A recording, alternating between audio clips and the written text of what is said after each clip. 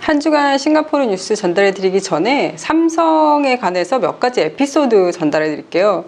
제가 처음에 싱가포르 왔을 때 첫 콘도의 냉장고가 삼성 냉장고였어요. 그때 굉장히 작은 냉장고였거든요. 근데 콘도 주인이 엄청나게 생색을 내는 거예요. 이거 삼성 냉장고라고. 그런가 보다 했거든요.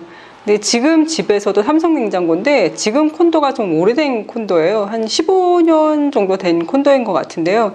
근데 냉장고는 사실 15년보다 더 된 것처럼 보여요. 삼성이긴 한데 손잡이도 다 까지고 손잡이 옆에 문도 막 까지고 그리고 밑에 부분은 심지어 약간 떨어져 나가서 거기 녹도 슬어 있어요. 사실 그 정도면 이사 들어오기 전에 집주인한테 냉장고 바꿔달라고 얘기했어도 됐을 것 같은데 저희가 그걸 안 했거든요. 그런데 그 냉장고가 며칠 전에 고장이 난 거예요. 불은 들어오는데 냉기가 하나도 안 나오는 거예요. 그래서 집주인 에이저씨한테 얘기를 했더니 냉장고 수리하는 사람 전화번호를 주더라고요. 그 사람한테 연락을 해서 사람이 왔는데 냉장고를 살펴보더니 타이머가 망가졌다고 타이머만 교체를 하면 된다는 거예요. 저는 냉장고가 너무 오래돼 보여가지고 냉장고를 전체 다 바꿔야 된다고 생각을 했거든요. 그래서 그 기사분께 냉장고 이거 너무 오래되지 않았냐고, 타이머 바꿔도 냉장고 또 금방 망가지는 거 아니냐고 했더니 기사분이 하시는 말씀이 무슨 소리야, 이거 삼성이야, 앞으로도 최소한 7년 이상은 더 사용할 수 있어, 이렇게 얘기를 하시는 거예요. 그러면서 삼성이라는 걸 엄청 강조하시면서 삼성이기 때문에 무조건 오래 쓸 수 있다, 이렇게 말씀을 하시더라고요. 그래서 삼성이라는 브랜드가 싱가포르에서 굉장히 인지가 높구나, 핸드폰뿐만 아니라 가전제품에서도 그런 걸 알게 되었습니다. 자, 한 주간 싱가포르 뉴스 시작하겠습니다. 비가 12월 하반기까지 계속될 예정이지만 앞으로 2주 동안은 비가 적게 내릴 거라고 했어요. 일교차가 섭씨 24도에서 33도 사이가 될 거고요. 비가 오지 않은 날에는 34도까지 올라갈 거라고 했습니다. 12월 하반기는 12월 상반기보다 비가 별로 안 올 거라고 했는데요. 지금 거의 한 3일인가 4일째 매일 비가 내리고 있습니다. 근데 싱가포르에서 비가 내리면 좀 날씨가 덥지 않아서 그건 좋은 것 같아요. 이번 주에 가장 핫한 소식은 아무래도 12월 28일 날 코로나 완화 정책 3단계에 들어간다는 발표였는데요. 12월 28일 날 이렇게 3단계에 들어가게 되면 현재는 5명까지 모일 수 있는데 8명까지 모일 수 있다는 게 이제 일반인들이 체감할 수 있는 가장 큰 변화고요. 3단계가 들어서면서 또 바뀌는 거는 유니버셜이나 동물원이나 이런 각종 어트랙션들이 현재는 50% 인원만 받을 수 있었는데 앞으로는 65% 인원을 받을 수 있고요. 그리고 몰 같은 데서도 10스퀘어미터당 1명을 받을 수 있었는데 8스퀘어미터당 1명을 받을 수 있으니까 몰에 들어갈 수 있는 인원도 더 많아지는 거예요.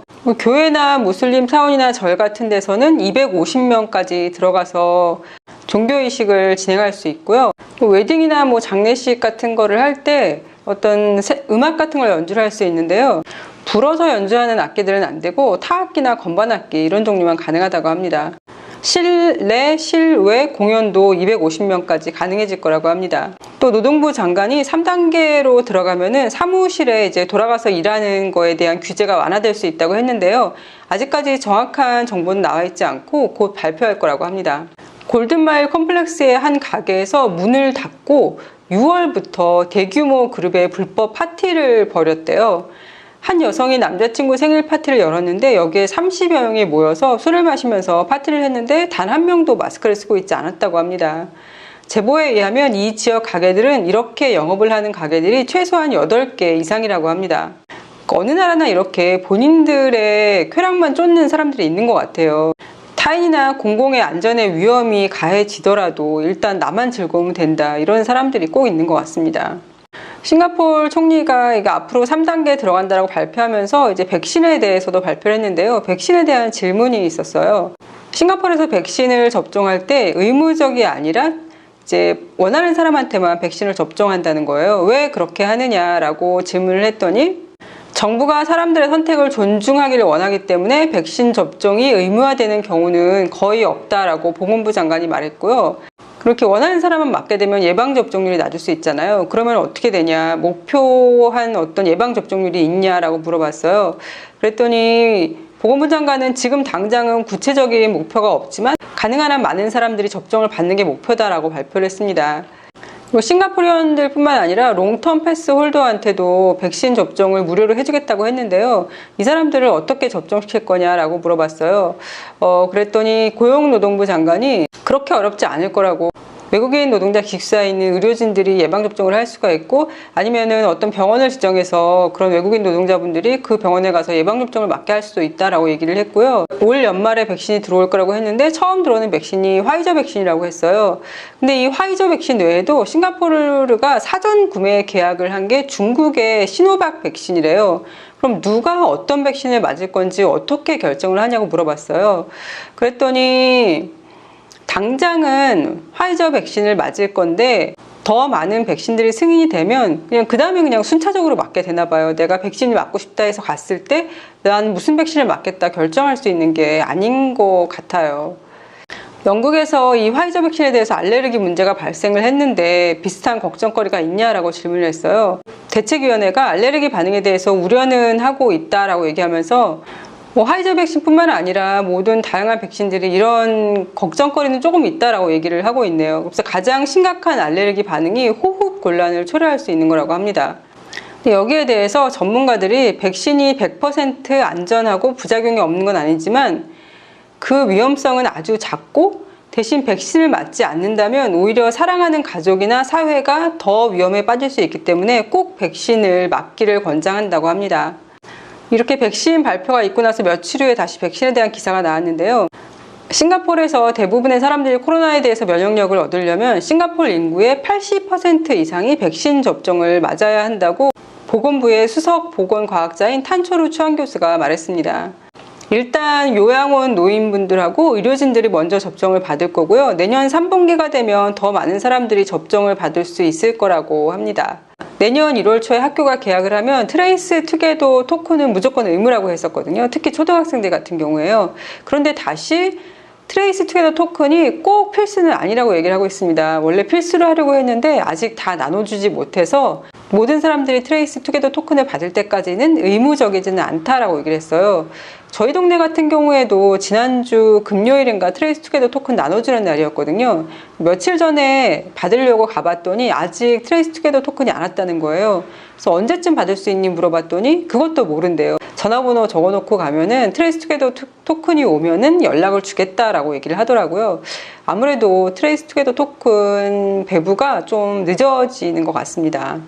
싱가포르는 올해 3분기 전체 고용 감소 건수 중 외국인이 10건 중 9건을 차지했대요. 주로 건설, 제조, 운송 및 보관 등에서 일하던 사람들이 많이 해고가 됐는데요. 40대, 50대의 고졸이나 그 이하의 학력을 가진 사람들의 외국인 고용이 굉장히 많이 감소했다고 합니다. 싱가포르인들한테는 굉장히 기쁜 소식이었는데요. 호커센터가 유네스코 무형문화유산에 등재되었습니다. 이 호커컬처라는 게 싱가포르에서 유네스코 무형문화유산에 등재된 게 이번에 처음인 거예요. 그래서 굉장히 여기에 많이 공을 들였었거든요, 싱가포르에서. 근데 이걸 유지하기 위해서 6년에 한 번씩 보고서를 제출해야 되는데 싱가포르에서는 벌써부터 호커 문화가 없어지지 않기 위해서 어떻게 할 것인지에 대해서 얘기를 하고 있어요. 호커센터 가면 음식값이 나름 저렴한 편이거든요, 다른 데에 비해서요. 근데 이렇게 저렴하게 하자니 사람들 마진이 많이 안 남고, 마진이 많이 남지 않으면 지금 현재 운영하시는 분들 외에 다음 세대, 그 다음 세대에서는 호커센터 운영을 하고 싶어하는 사람이 없을 수도 있잖아요. 근데 그렇다고 가격을 올리자니 그럼 사람들이 굳이 호커센터 가서 음식을 먹을 필요가 없는 거예요. 그냥 푸드코트 가서 먹어도 되는데 에어컨도 없는 호커센터 가서 먹을 필요가 없잖아요, 가격이 비슷해지면. 그래서 이건 어떠냐면서 내놓은 게 약간 가격이 뭐 50센트, 1불 이렇게 올라가더라도 호커센터 가서 먹으라고 합니다. 호커센터를 운영하시는 분들이 몇십 년에 걸쳐서 운영하고 있기 때문에 장인의 음식을 먹는다라는 마음으로 가격이 약간 상승해도 그냥 가서 먹으라고 하네요. 저는 호커센터 화장실이 좀 깨끗하고 그리고 환경이 좀 깨끗하면 가서 먹을 것 같아요. 네, 호커센터 가서 보면은 이렇게 음식 먹은 쟁반이나 이런 걸 그대로 놔두고 가거든요. 근데 지금은 이제 많이 치우라고 얘기를 하는데 문화 자체가 그냥 놔두고 가는 문화였어요. 그럼 새들이 와서 옆 테이블에서 막 남은 음식 쪼아 먹고 이런 게 보이고, 가끔 가다가 이렇게 바퀴벌레 지나가는 것도 보이고, 그리고 모든 음식이 이렇게 플라스틱 그릇에 담겨져 나오는데 뜨거운 국물이 플라스틱 그릇에, 플라스틱 쟁반에, 근데 플라스틱 쟁반도 좀 이렇게 깨끗해 보이진 않아요. 플라스틱 젓가락, 숟가락이 이렇게 딱 나오니까 일단 위생적으로 좀 깔끔하지 않다라는 마음이 들 때가 많았거든요. 근데 이걸 저만 걱정한 게 아니라 신문에 보니까 구독자 의견이라는 코너가 있어요. 거기에서 어떤 분도 무형문화유산에 등재해서 좋고, 그리고 관광객들한테 이렇게 호커컬처를 널리 알려서 호커센터에 와서 한번 드셔보세요, 이거를 앞으로 할 건데, 근데 위생에 좀 더 신경 써야 되는 거 아니냐, 자기가 보기에는 아직 갈 길 너무 멀었다라고 얘기하시는 분이 계시더라고요. 이거 유네스코 무형문화재산에 등재된 거를 계기로 호커센터가 좀 더 깔끔해지면 좋겠습니다. 지금 플라스틱 쓰레기 얘기는 어제 오늘 얘기가 아니잖아요. 이 플라스틱, 미세 플라스틱이 인간한테 영향을 줄 수도 있고, 그리고 플라스틱 때문에 많은 해양 생물이 죽어가는 거는 많이 접하셨을 거예요. 근데 이게 코로나 때문에 더 심해지고 있다고 합니다. 마스크와 개인 보호 장비 및 일회용기를 포함해서 플라스틱 폐기물이 엄청나게 급증을 해서 문제를 악화시키고 있다고 하네요. 저를 포함해서 기후 문제를 걱정하시는 분들이 굉장히 많고, 그리고 앞으로도 점점 더 많아질 거라고 봐요. 걱정만 하지 말고 내가 할 수 있는 거, 사소한 거 하나라도 실천을 하면 좋을 것 같습니다. 도쿄에서만 822건의 코로나 바이러스 감염 건수가 발생하고, 일본 전역으로 치면 3,000명이 넘는 확진자가 나오는 등 계속해서 확진자가 늘어나고 있어서 의료체계 붕괴를 걱정하고 있다는 뉴스도 있었고요. 독일은 하루 사망자가 900명이 넘으면서 락다운을 내년 1월까지 유지할 거라고 합니다. 덴마크 역시 크리스마스와 뉴이어에 락다운을 한다고 하고요. 하루 2만 명 가까이 확진자가 나오는 프랑스에서는 마크롱 대통령이 코로나에 걸렸다고 합니다. 미국에서는 산타클로스 분장을 한 사람이 아이들 50명과 사진 촬영을 하는 행사를 진행했는데요. 그러고 나서 코로나 확진이 된 거예요. 근데 이 산타클로스는 마스크를 쓰고 있었지만 행사에 참여한 아이들은 마스크를 단 한 명도 쓰지 않았다고 합니다. 근데 이 아이들이 계속 학교를 나가고 있대요. 그래서 이 산타클로스 분장을 한 사람이 오히려 페이스북에 걱정이다라고 얘기를 하면서 이게 추적이 되고 있고 그 아이들이 검사를 받은 건지 모르겠다라고 페이스북에 올렸더라고요. 그리고 북유럽의 한 국가에서는 이제 한 요양원에서 또 산타클로스 행사를 한 거예요. 근데 이 산타클로스 분장을 하고 가신 분이 슈퍼 전파자가 돼서 요양원에 계시는 어르신들하고 거기서 일하시는 분들 수십 명한테, 거의 70명이 넘는 인원이었던 것 같아요. 그런 분들한테 전파를 해서 너무 본인이 괴롭다고 또 올린 게 있더라고요. 그러니까 우리나라를 비롯해서 지금 겨울이 온 나라들은 코로나가 굉장히 확산을 하고 있는데요. 스페인 독감에 대해서 찾아보니까 지금 코로나가 스페인 독감의 전철을 똑같이 밟고 있더라고요. 이 겨울이 지나가면 이제 봄, 여름 되면서 점점 없어져서 스페인 독감은 사라졌거든요. 코로나도 그렇게 되지 않을까 싶습니다. 이 겨울에 더 유행할 수밖에 없는 게, 추우니까 사람들이 창문을 닫고 환기도 잘 안 하게 되고, 그리고 실내에서 많이 모이잖아요. 그럼 실내 공기는 덥다 보니까 코로나 바이러스가 이렇게 가볍게 둥둥 떠서 멀리까지 나갈 수 있대요. 그러니까 그 공간에 모여있는 사람들은 누구나 다 걸릴 수 있는, 한 사람의 확진자가 있다면 그렇게 되는 상황이라고 합니다. 올 겨울은 최대한 조심하면서 살 수밖에 없는 것 같아요. 내년에는 제발 코로나 없는 일상으로 돌아가면 좋겠습니다. 스윗 톰이라는 한국 드라마가 12월 18일 날 싱가포르 넷플릭스에서 방영이 될 예정인데요. 배우들이 이 드라마를 찍기 위해서 무술 훈련을 굉장히 열심히 받았다고 소개하고 있고요. 몇몇 헐리우드 특급 효과 팀들도 이 스윗 홈에서 같이 일했다고 얘기를 하고, 한국의 최고 시각 효과 팀인 웨스트 월드도 기술적으로 굉장히 까다로운 작업들을 많이 했다고 하네요. 2021년에 한국에 여행을 간다면 한국 여행 가서 새롭게 할 수 있는 일들이라는 기사가 나왔었거든요. 저도 모르는 게 굉장히 많더라고요. 일단 부산 해운대에서 비치 트레인과 스카이 캡슐을 타라고 소개하고 있고요. 제주도의 이니스프리 하우스에 들려서 스킨케어를 받고 브런치를 먹으라고 소개하고 있습니다. 제주도의 아태 뮤지엄에서 6m 높이의 쓰나미 같은 파도를 감상하라고 소개하고 있고요. 비발디 파크에서는 하늘 그네도 타보라고 합니다. 구둔역에 가면 별이 쏟아지는 밤하늘을 볼 수 있다고 소개하고 있고요. 산천에 있는 레인보우 코스탈 로드에서 사진을 찍으라고 소개하고 있습니다. 저는 영월에 이렇게 멋진 뮤지엄이 있는지 몰랐는데요. 영월 Y팍에서 모던 아트를 즐기라고 소개하고 있습니다. 호텔 델루나 촬영지도 방문해보고 제주의 오름도 소개하고 있고요. 해가 진 후에는 제주도의 조각공원을 둘러보라고 권하고 있습니다. 이 중에 몇 군데나 아셨어요? 저는 제주도 거 제외하고는 거의 잘 몰랐거든요. 이렇게 한국의 구석구석이 소개되고 있어서 뿌듯합니다. 그리고 한국의 여전사들은 어쩜 이렇게 골프를 잘할까요?